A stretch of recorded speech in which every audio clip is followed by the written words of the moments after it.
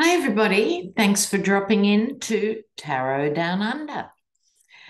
And the debate, amongst other things have been hotting up, haven't they, really?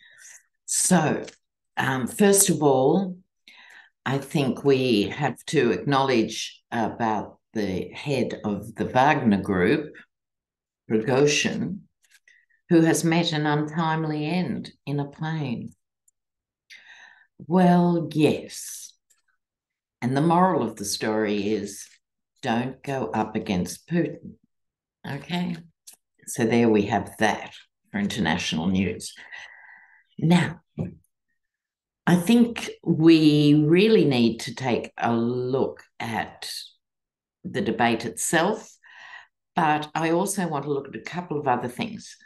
First of all, there's a Lieutenant Governor, Burt Jones of Georgia, and a special prosecutor has just been allocated to his role in all of this.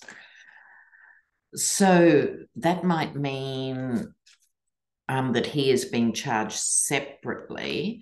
And I hope governors, lieutenant governors, or you say lieutenant, we say lieutenant, and other electoral officials paying attention before the next election. This is what happens when you break the law. You remember the law. Okay. Okay. None of us, I think, here in this group believe everyone is equal before the law. I don't think that was the case before Trump, and doesn't seem to be the case since Trump.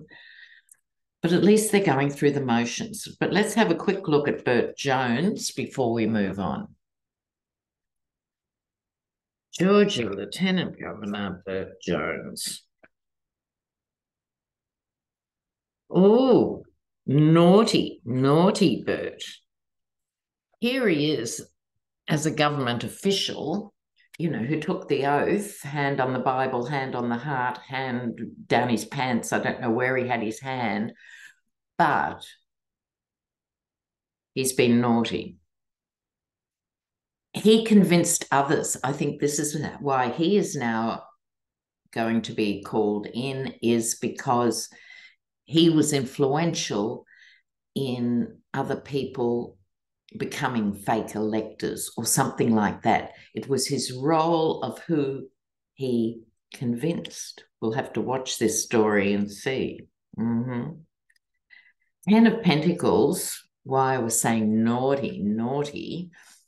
I think he was promised money. Normally, you'd say if someone is offered a bribe, the bribe gets paid, but we know that doesn't work in Yeti land. So I'd say he was promised money for doing this and being on board. But whether he got paid enough or at all is a different story, because now he is in deep doo-doo. This is usually the King of Cups being Biden, but I don't think so here. I think that it's this guy, Burt. I think he has been playing people's emotions by talking to them and reassuring them. Look, I'm the Lieutenant Governor and I'm telling you it's okay. It's okay to do this. Just drop those bags of votes off the bridge and we'll give you new votes to take in. I mean, it is truly far-reaching, is it not? And people get crazy when they get close to power. And it's all very well for these fake electors now to say, oh, I didn't know and I was duped. Sorry, not an excuse. And you have to worry about the underlings because they're the ones going to jail, not the suits. But we'll see. That might change in our lifetimes. That might change. Now, Mark Meadows. He said he wouldn't cooperate with Jack Smith. Then he ordered his staff to give them everything, which is the same thing as cooperating, I think you'll find, Mark. And so he now wants his trial, just his and one other guy, to go federal. Fani Willis is holding the line, going, I've given you 2 weeks to do this. Don't give me orders. That'd be a no, pet. Okay, so he's not getting that. So let's just have a look at Mark Meadows and where this story will go with him, because he's major. He is instrumental. He was in the room. What is his story about? Oops. In the meantime, of course, another one of Trump's minions changed lawyers the last, because they've all got Trump lawyers. It's Cassidy Hutchinson all over again. Now he's got a real lawyer. He's changed his false testimony. So let's go back. Mark Meadows. Have a look, Mark. No.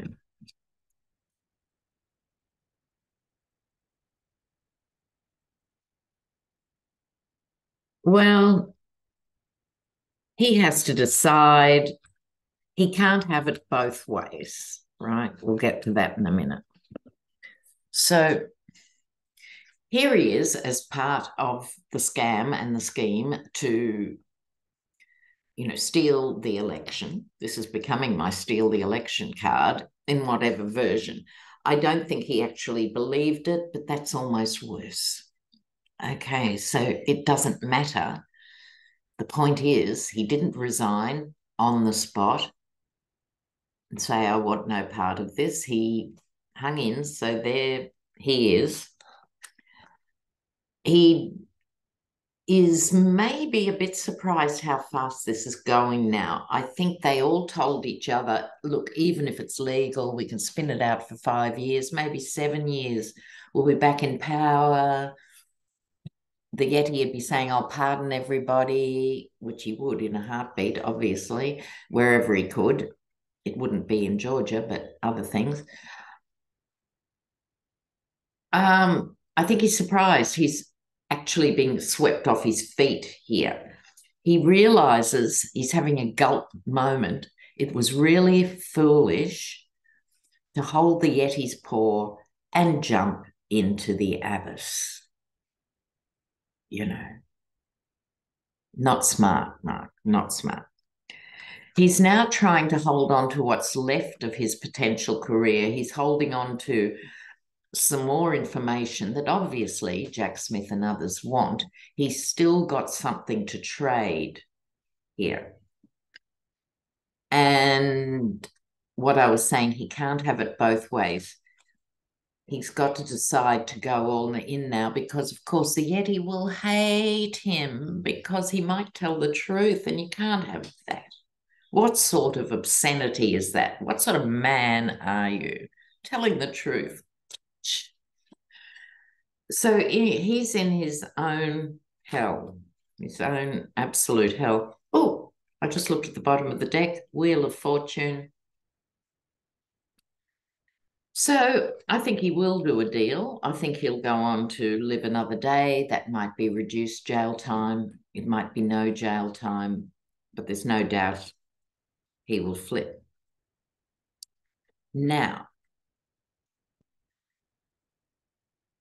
Trump's ongoing bad behavior, having been warned by 2 judges that you can't tweet or retweet abusive things about people involved in your case. Well, on his way to get arrested, he couldn't help himself. So I'm going to ask again, will they do anything significant to this man about this or not? I mean, don't talk this talk about everyone being equal. Don't treat us like fools, He should have been in the Hannibal Lecter mask 4 years ago. Anyway, let's try again. Will his conditions be more restrictive or what? The Yeti.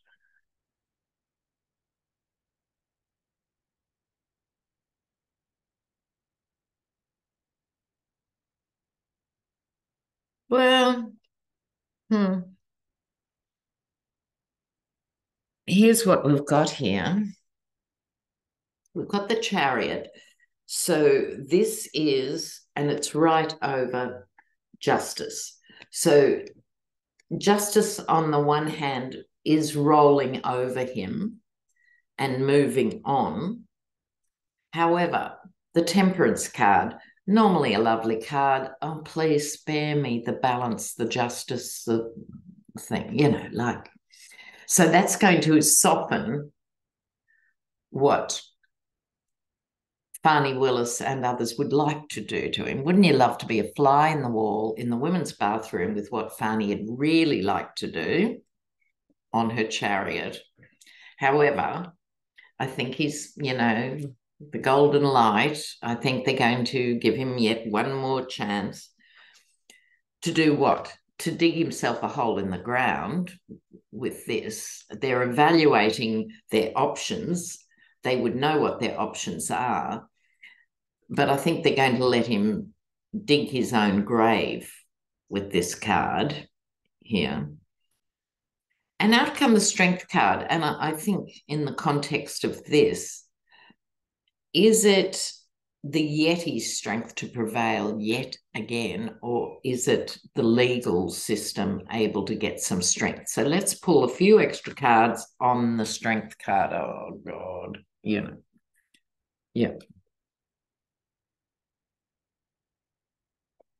Let's go here. Strength card. What is it about? What is it about? The Lovers and the Magician. Major Arcana, 3 Major Arcana cards. So here's what I'm hoping. A deal will be made with his lawyers. They'll have to be quick just learning the names of the new lawyers because he sacked one before he got out of the car at the jail. I think this is talking with the new lawyers saying, we'll give you the benefit of the doubt for now because you are new to this case. But if you take it any further, look out. That's my vibe. I think he's got yet another chance. He will inevitably blow it, so I hope they're ready. Okay, so have a quick look at the debate. So I'll just remind you all that I've been saying on and off for the last 2 years, I never saw Trump being there at the end, meaning the actual 2024 election. I've been saying it for years, okay? But on the grounds of health, not politics. So let's see, did the debate move the dial last night? Apparently Vivek Ramaswamy did very well, but I'm not going to read on them individually. I'm just going to say, did the debate move anything for the GOP who are going to decide who the nominee will be? Did the debate move things?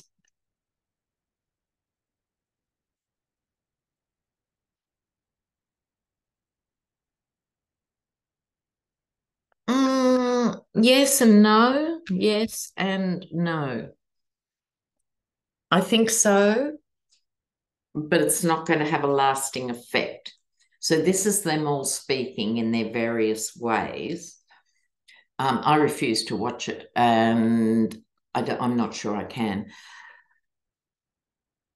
But Pence and DeSantis are, as I've often said, experiments in AI. Neither of the men has a soul or a heart or a personality. So you can rule them out. I think Vivek did quite well in this, but this is all of them talking. They were all talking what they would do. When I'm president, I will do X, Y, and Z, promising the world. But at the end of the day, the GOP hierarchy, the Hierophant, the boring, restrictive, limited Hierophant is going to make the judgment call, in which case I think they'll go with the Yeti. And I'm not alone in that. So, in fact, go the Yeti. Biden Yeti, excellent, because it worries me with Vivek, who's 38 and so forth.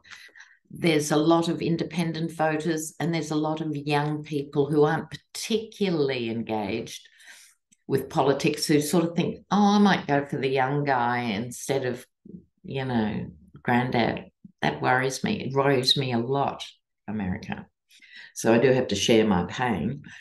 But Biden Yeti, but like I just said, somehow between him getting the nomination and being there is going to be key. So the real question that we'll have to get onto in other videos is, if Trump gets the nomination, who will be vice president?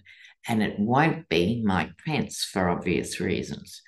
Will he choose someone new? Will he go for Nikki Haley? Food for thought for another day. I have to run. My sister's birthday. She's turning 80, bless her. And let me tell you, she is milking this anniversary to the max of her birthday. So this is the second of 3 parties. So I have to go. Love you. Ciao. Ciao, ciao.